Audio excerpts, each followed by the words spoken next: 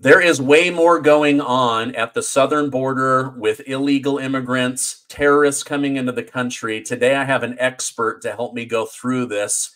Chuck, thank you so much for coming on the show today. Sure, Stephen. Good to be with you. So, let me tell my audience just a little bit about you. Charles Marino is a national security expert, writer, author, guest expert on news stations all over the world. Um, we, the first thing I want to ask you, Chuck, is Yeah. I've lost a little bit of hope in the FBI, but at the same time, I know that they protect our country.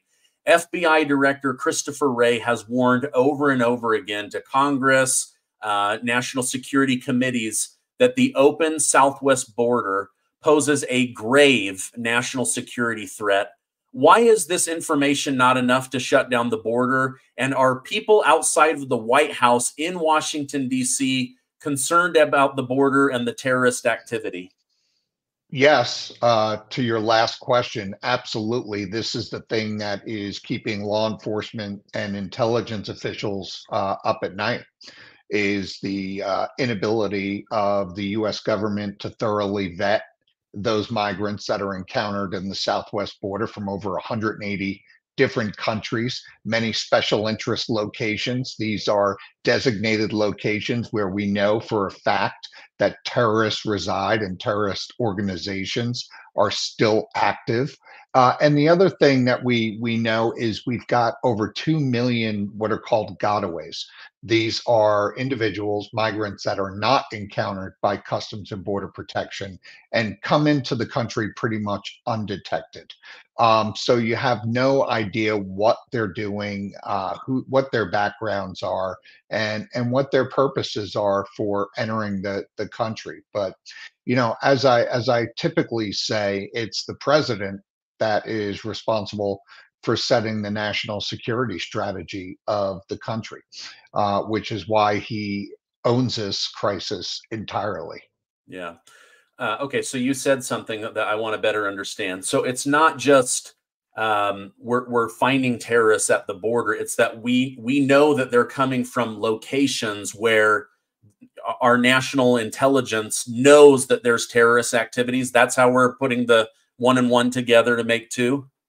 Oh, absolutely. And Okay. and to add to that, unfortunately, we know that our border has been exploited by criminal aliens. That is, those illegal aliens that have pre-existing criminal records at from their country of origin, and then they come in and commit further crimes against American citizens. And then also we know that there are examples where those on the terrorist watch list have been let into the country, some roaming the country freely around a year or more. And this is entirely unacceptable. So the point is, look, based on the numbers approaching almost 15 million, I would say is the fair number now of illegal migrants coming in to the country through all of those different buckets, encounters, gotaways, and then those that go purely undetected.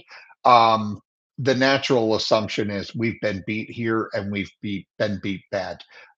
We can just look at an adversarial country outside the scope of terrorism like China, where we have Chinese nationals entering our country at a rate 1,700%. Let me say that again, 1,700% higher from what that level was during the former Trump administration. So we've got a lot of different moving pieces here. All are very concerning. We know China is working very closely with the Mexican cartels in the production of fentanyl, which is killing hundreds of thousands of Americans a year.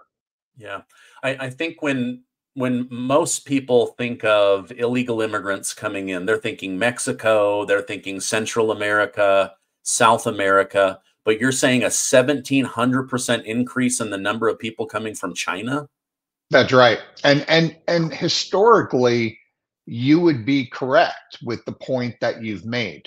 The problem is under this administration is that all deterrence has been lost.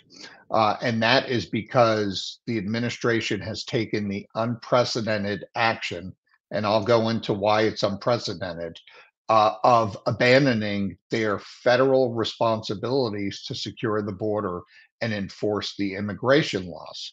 Now, it's unprecedented because these are two essential pillars to protect the homeland, especially after the attacks of September 11th, where you had the Department of Homeland Security created. And exactly to my point, absorbed these two essential functions of protecting the country via our borders and immigration laws. This has not historically been a partisan issue. Both Republicans and Democrats, and my book will cite this, have demonstrated that they agree that these are two primary pillars of protecting the country and the American citizens. Remember, former President Obama was given the nickname of as the deporter in chief because immigration advocacy groups did not appreciate the high number of deportations, approximately 450,000 a year. They thought that he was overdoing it, but he came down firm on what he needed to do with respect to the immigration system, especially those that found their way in and were committing additional crimes within the US. They were prioritized for immediate deportation. This administration has no such programs. As a matter of fact, they've prevented immigration and customs enforcement from doing interior enforcement operations like that during their administration. Yeah, I remember reading about how people were hard on Obama for his harsh stance on that. But you would think with his vice president being Joe Biden that Joe Biden would have carried that same Obama stance forward. Is this is this because Biden has been hijacked by the progressive, more left side of the Democrat Party, or is this NGOs that now are getting so much money that they refuse to give up that money, and now this is just their job getting people into the country?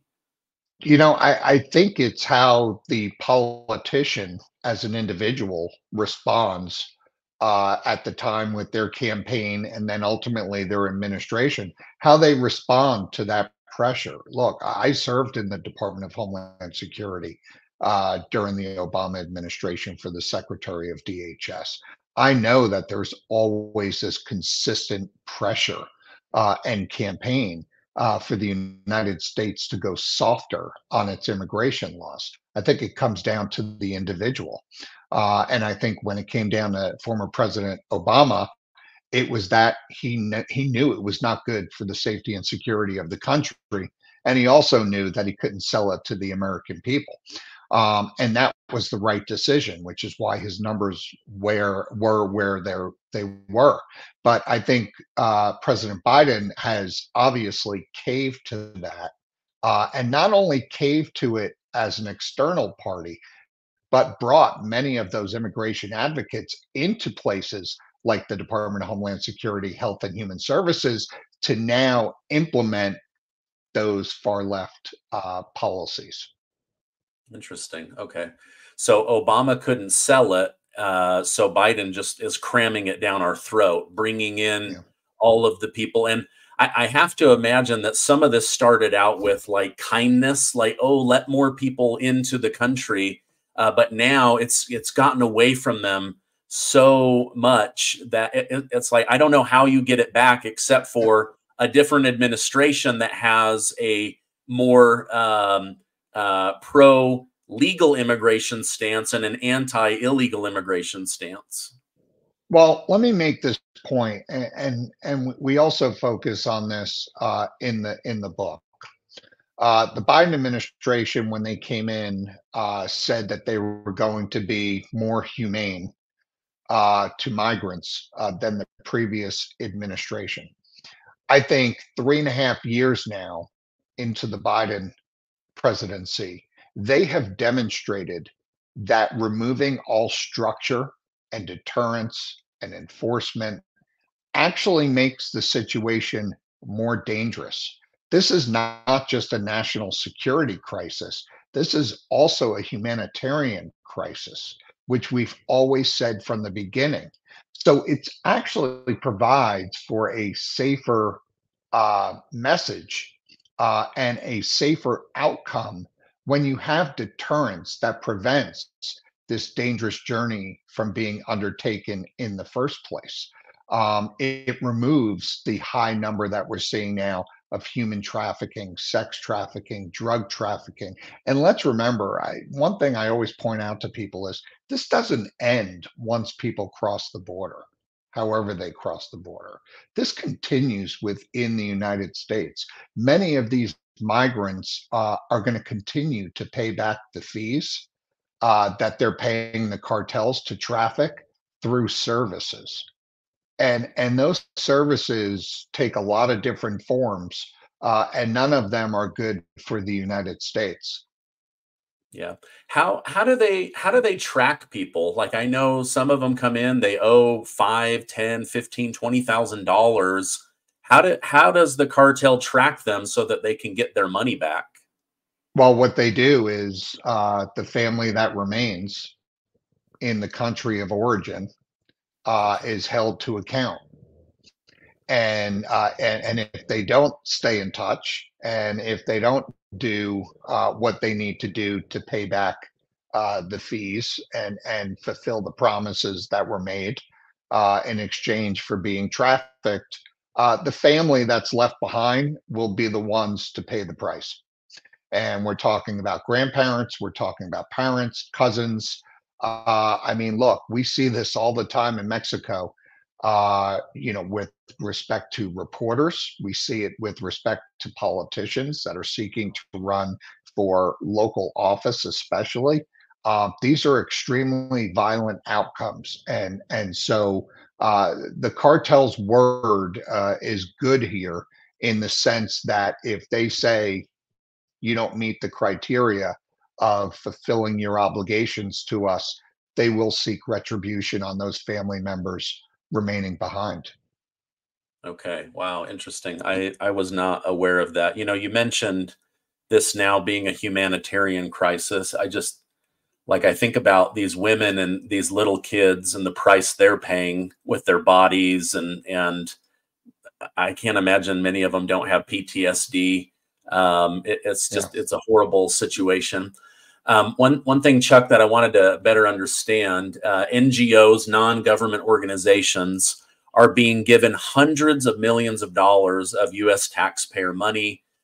Their budgets increase every year. The government seems to placate them by giving them more money. Um, are U.S. tax dollars essentially being used to overwhelm the country? Or let me say that differently. Um, this nonstop use of American Mhm. taxpayer money to bring people in, it almost feels like they're using our money to invade us and take us over. I just don't know how to see it any other way. Yeah, well, one of the things that I do is teach a course called The Politics of National Security and National Security Strategy. I studied at the National War College in DC. And I can tell you, with every strategy, there are risks and costs.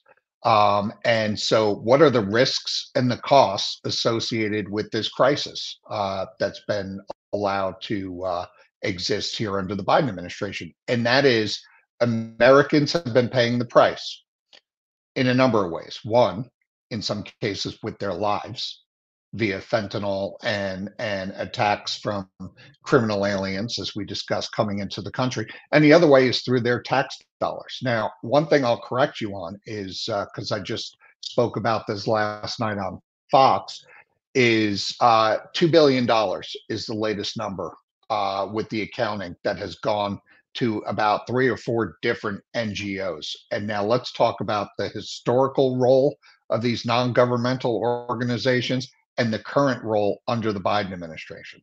Historically, these NGOs have been catching illegal migrants, that is, meeting them where they enter down at the southwest border and helping them with the immediate humanitarian needs, right? Medical, lodging, food, and all of that.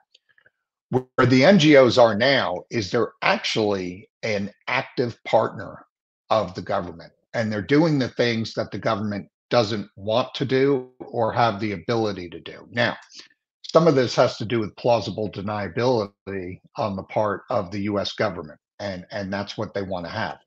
But I can tell you, with respect to the Department of Homeland Security, I've said before, the NGOs are now effectively serving as what I would say they're a travel agency, handling movements of migrants around the country, their lodging, and the logistics associated with that. Health and Human Services, the NGOs are supporting, there's no better way to say it, the continued trafficking of children. And one thing to point out, why I use that term is because this administration early on decided in their wisdom to cancel the contract for DNA testing of children coming into the United States. So for those that are claiming to be family members, there is no 100%, 99% certainty through DNA to confirm that these children are being turned over to parents. As a matter of fact, we know that there's a high number in the thousands, double digits, 85,000, I think was the last number, where there's no true accounting of where they are. Now, all this money is being thrown to the NGOs, and historically associated. We saw this during COVID. When you throw that large amount of money with no oversight at these NGOs, there's going to be what? Waste, fraud, and abuse. And what are we seeing now? Based on the results of FOIA requests that were done during an article by the Free Press that I commented on, is that we're seeing it go to executive perks, high salaries, and we're seeing it go towards wasteful resources like vendors for children to talk to plants. We're talking about musicians, making $550,000 for their services. So the inspector generals from both HHS and DHS really have to come in. And let's remember, the IGs report to Congress. So Congress can direct the inspector generals to say, get in there now and look at this. But I think from a fraud rate, this is going to rival, maybe not from a monetary amount, but it's going to rival in percentage of waste, fraud, and abuse what we saw with the COVID relief funds. Wow, that is. There's no doubt about that. No doubt about that. Yeah, I mean, I don't know if you saw this, but it just broke yesterday that part of the Russian army was able to just absolutely go in and dominate a city in Ukraine, and they did some inspecting and figured out that there were hundreds of fake contractors building reinforcements, and all they were doing is stealing money. They didn't build a thing. And we're seeing this at the southern border as well, where it's like there's just so much money moving that people are like, nobody's really going to check this, and that temptation is just so great. Another thing, Chuck, I don't know if it was a month or 2 months ago, but there was this big story of about 200 illegal immigrant men rushing the border in Texas, knocking down fencing, tearing it down. Knocking down National Guard soldiers. And I just read that the judge has not only let them into the country, gotten them all the perks from Human Health Services, all of that, but then wiped their criminal records clean so that they could start life off in America with no criminal record. Like, hello, like this is insane to me. Why do you think they would do something like that? We see this over and over and over again. It's why we have the trouble in our cities with respect to local crime, and it's applicable here with the border crisis.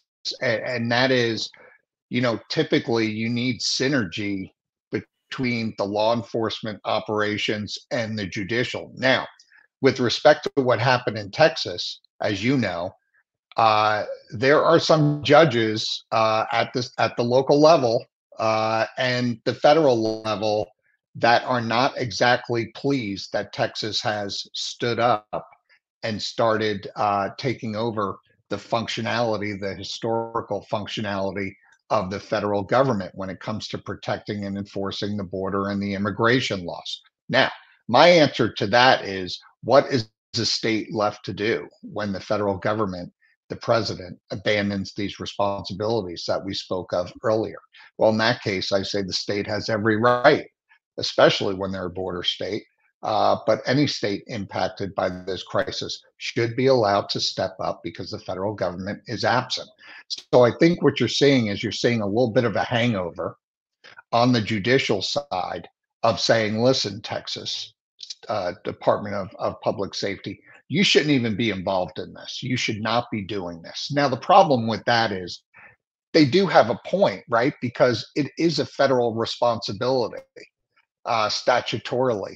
But I think the courts, and you see some of the courts, even the Supreme Court, with some very close decisions that they've had, they're all starting to recognize more and more at their own different paces that, look, this really is not fair to a state like Texas to have to absorb all of this illegal immigration and everything that comes with it and not be able to take some actions in their own hands because there's no relief coming from the federal government. I mean, let's remember that, the president's got, President Biden, that is, has a saying, don't tell me what you value, show me your budget and I'll tell you what you value. Well, if you look at the budgets of DHS, all of the money is used for not law enforcement, not enforcement of the laws, but processing. And that's why we've seen Customs and Border Protection be used more for the processing, more for the administrative side of, as a matter of fact, there was actually carve outs in the most recent omnibus that said to CBP, you may not use this money for enforcement operations. So a lot of politics going on here. Yeah, absolutely. Chuck, correct me if I'm wrong, but I've been reading about robberies, assaults, battery, kidnapping, rape, sexual assault by illegal alien men, and then police and border patrol are being instructed to label these criminals as white males.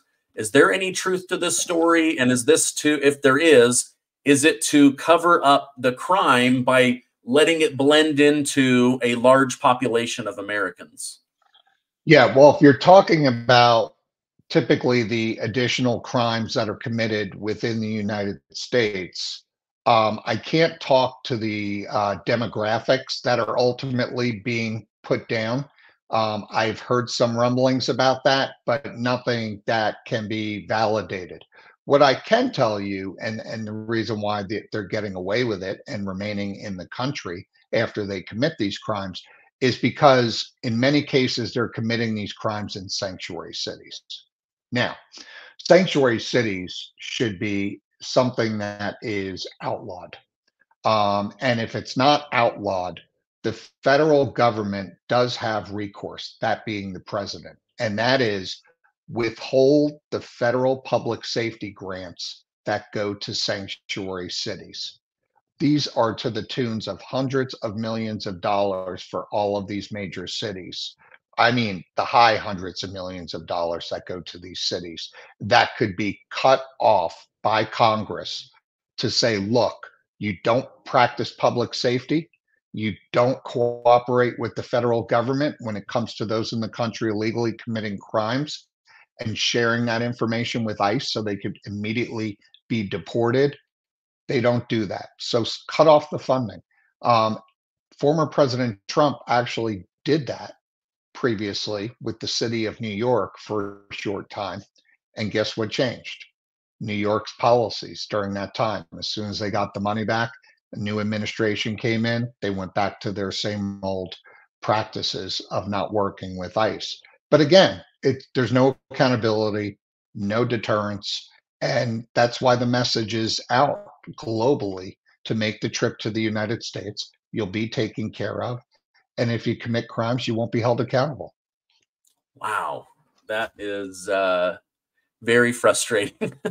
Yeah, I had been reading about that, but like my brain, where I'm not a criminal, it doesn't make sense to me. But if you want to commit crimes and you can get to a sanctuary city, it's like they bend over backwards to make sure you're having a great time and that all your needs are met.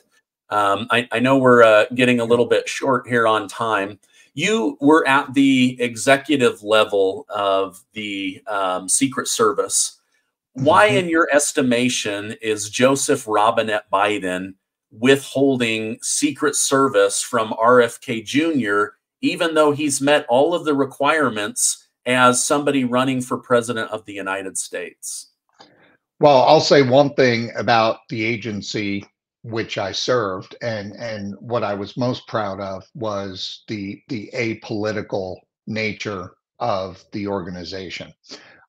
So it's disheartening when you think that there may be some politics in which the services of the Secret Service are being swayed one way or another because of a certain candidate. Look, my impression with this is that this is a check the box type process. It is. Where does the candidate rank in the polls? How much money's been raised? How many primaries have been entered? If these are all fulfilled, then you should get the protection.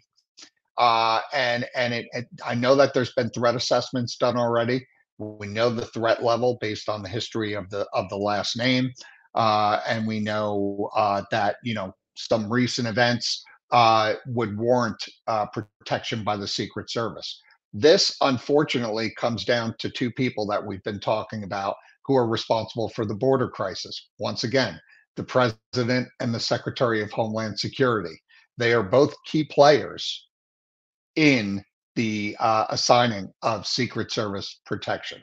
So I'm sure the Secret Service has made their recommendations, uh, and whatever those recommendations, if they have been on the side of granting protection, have fallen on deaf ears. But that is not a decision that the agency makes. That Okay. unfortunately falls to the politicians. Okay. Interesting. Thank you for clarifying that. Sure. Um, tell me about your book, Terrorists on the Border and in Our Country. What are we going to learn by buying and reading the book? Yeah, no, thanks for the opportunity. Almost 3 years really in the making, this book in which we were really predicting what the outcomes were going to be. And like I said, we take a very down the middle approach to this from a national security standpoint.